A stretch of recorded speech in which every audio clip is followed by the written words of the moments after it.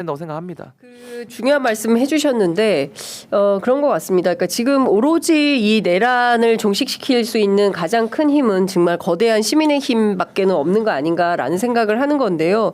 헌법재판관들이 올바른 결정을 내리려면 이 여론에 상당히 신경을 쓸 수밖에 없고 그렇게 해야 되는데 어쨌든 중도 다수의 의견은 이미 탄핵으로 마음이 이제 성큼 가 있는 거 아니겠습니까? 그렇기 때문에 일상을 회복하기 위해서 빠르게 결정을 좀 해달라 이제 이런 요구를 하고 있는 것인데 좀 제가 두 분께 여쭤보고 싶은 게 있어요. 그러니까 지금 단계에서 뭐 시민의 힘 이런 것도 중요하지만 평범한 시민들은 사실 우리가 뭐 집회 참석하는 거 말고 별달리 할 수 있는 것은 없다. 이런 생각들 하시는 거예요. 각자 위치에서 할 수 있는 정도가. 그러면 이제 국회에서라도 뭔가 좀 제압할 수 있는 그런 역할이나 힘 이런 것은 없을까에 대한 이제 궁금증이 있는 거죠. 뭔가 좀 전광석화처럼 빠르고 정확하게 이 상황을 제압할 수 있는 힘은 국회에는 없는 것인가에 대해서 조금 답답증. 그래서 제가 민주당 의원분들이 삭발하고 예. 뭐 조국혁신당도 삼보일배하고 이 거리로 나가잖아요. 그러니까 야당도 지금 가동할 수 있는 수단이란 건 탄핵소추안을 일단 헌재로 보내는 데까지고 그 결과를 그냥 기다리는 것밖에는 어떻게 보면 소극적이고 수세적인 역할밖에는 법적으로 할 수가 없다 보니까 지금 이 상황에서 이런 정치적인 행보를 하는구나라는 생각이 들더라고요. 정말 이거 왜 이렇게 길어지지? 그런데 이 부분이 법원의 시간으로 넘어가다 보니까 입법부가 할 수 있는 상황이 대단히 제한적이고 그러니까 장외에서 할 수 있는 부분으로밖에 이 정치적 공간이 열리지 않다 보니까 그래서 더 응원하는 마음이 생기더라고요. 그러니까 또 이제 보수 진영에서는 뭐 절대로 정치인이 해서는 안 되는 삭발을 했니 뭐니 뭐 어쩌고저쩌고 폄훼합니다만 네. 이거라도 안 하면 저희가 살 수가 없는 상황인 것 같아요. 그러니까요. 어떻게 보세요? 아니, 그러니까 저는 사실 앵커께서 말씀하신 그 한계를 저는 국민들도 아셔야 되고 또 알아주신다고 봅니다. 아니 뭐 야당 입장에서 내란을 막았고요. 그 이후에도 정리하는 과정에서 진짜 역풍분다라는 말 들 때까지 할 건 다 해놨거든요. 그러니까 저는 거기에 대해서는 국민들도 뭐 충분히 이해하는 면이 좀 많다고 보고 다만 이제 이런 여론전에 있어서 가장 중요한 것은 정확하게 알리고 네. 정확하게 그 민심을 퍼뜨려서 그걸 다시 담아내는 이 선순환 구조를 만드는 거. 네. 이건 뭐 시스템의 문제일 수도 있고 뭔가 어쨌든 정치 행위의 연장인 건데 이 부분은 조금 더 면밀하게 저는 검토할 필요가 좀 있다고 봅니다. 그러니까 유기적인 그런 거라고 할까요? 그러니까 제도권 안에서 더 큰 스피커를 가지고 알릴 수 있는 그러니까 대형 스피커의 기능이 있고 네. 또 바깥에서는 또 시민사회에서 할 수 있는 일 또 유튜브가 요즘은 잘 돼 있으니까 다른 데서 각각 여론을 이렇게 선점해서 나갈 수 있는 이런 선제적인 조치들이 많이 있을 텐데 아마 이런 부분에 있어서는 조금 이제 언론 환경도 레거시 쪽에서 좀 기울어져 있고 많이 좀 열악한 부분이 있어요. 그렇기 때문에 어려운 건 저는 감안은 합니다만은 그래도 지금까지 그래도 용하게 여기까지 국민들이 이끌어서 왔기 때문에 그렇죠. 저는 앞으로라도 이런 유튜브 뉴미디어들을 중심으로 해가지고 정말 저들의 궤변과 말도 안 되는 저 헛소리들을 정확하게 분쇄시키고 정확하게 알리는 내용과 담아내서 선순환으로. 그래서 저는 국민들께서도 솔직히 답답하죠. 네. 그리고 이거 피로감도 엄청 크거든요. 언제까지 이럴 거냐.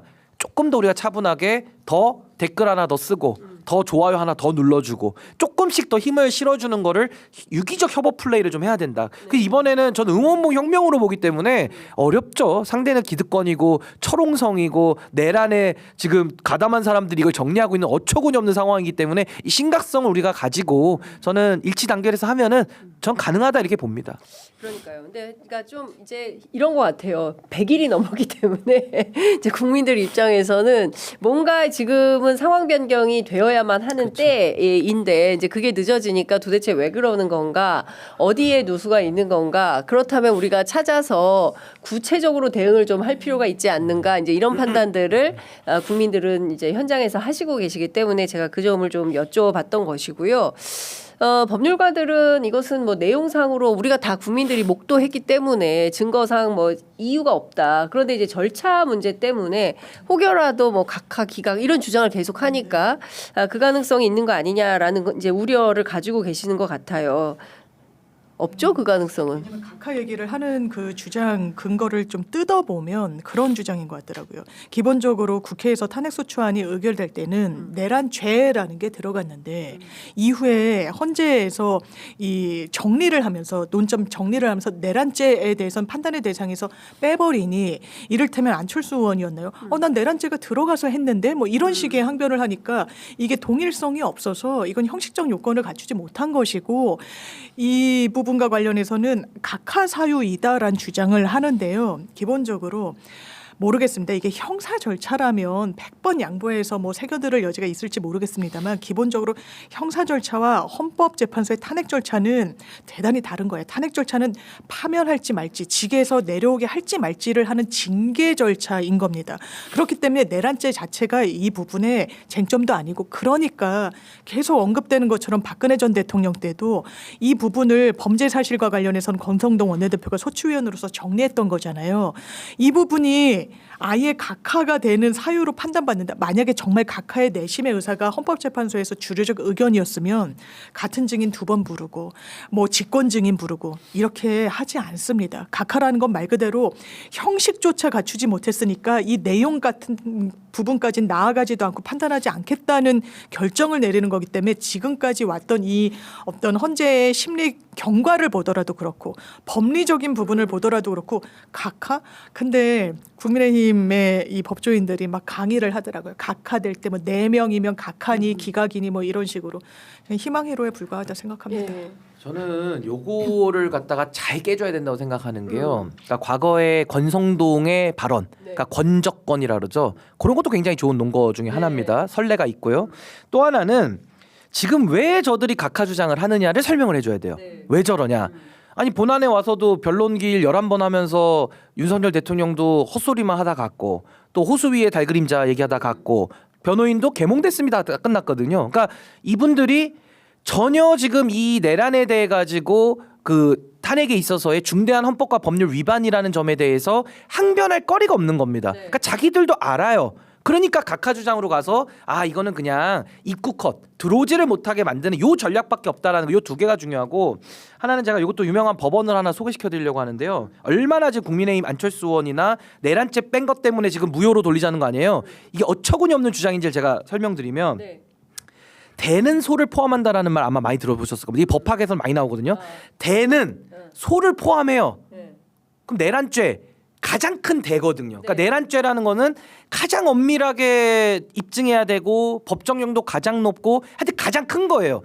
내란죄를 가지고서 탄핵을 요건을 땅땅땅 때렸다는 얘기는요. 그 안에 내란죄까지 안 가더라도 그 안에 일부 내란 행위 대는 소를 포함하기 때문에 내란죄로 의결을 시켰으면은요. 내란 행위로 탄핵하는 건 당연한 겁니다.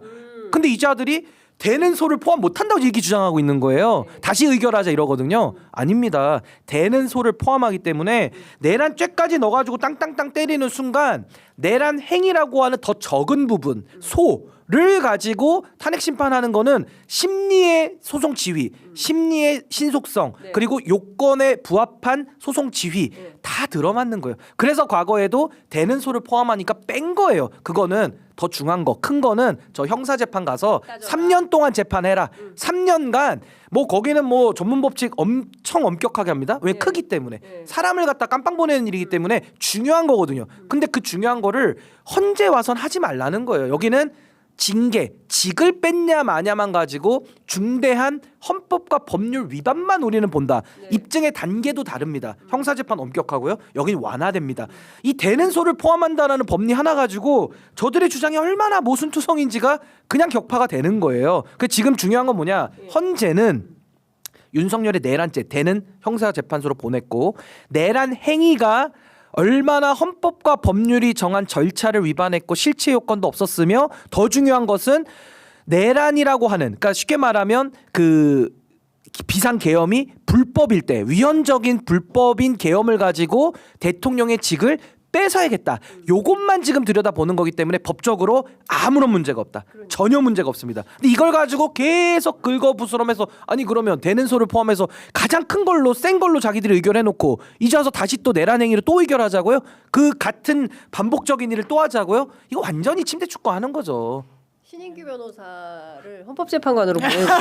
아마 이런 얘기도 결정문에 써 있다라면 네. 참 좋을 텐데. 그러니까 되는 소를 소를 포함한다. 포함한다. 아니 이게 제가 만든 말이 아니고요. 법학에서 많이 쓰는 얘기입니다. 네. 큰 거는 작은 걸 다 포함하는 거예요. 그러니까 이렇게 명쾌한 해석을 가지고 빠르게 파면을 결정을 해준다면 우리 국민들께서 거리로 나와가지고 찬바람 칼바람 눈비 맞으면서 고생 안 해도 되는데 지금 그런 결정을 헌법재판소가 빠르게 안 하니까 온 국민이 막 매주 주말을 반납하고 최근에는 평일까지도 나가서 집회를 열어야 되는 불행한 사태가 벌어지는 거 아니겠습니까? 그러니까 일상으로 돌아가서 좀 평온을 되찾고 싶은 시민들이 거리에 나와서 집회하지 않으면 불안해서 못 살겠다라는 상황인데도 헌법재판소는 뭘 그렇게 수기를 길게 하시는 건지 참 답답하다. 그리고 이게 다 연결이 되어 있어요.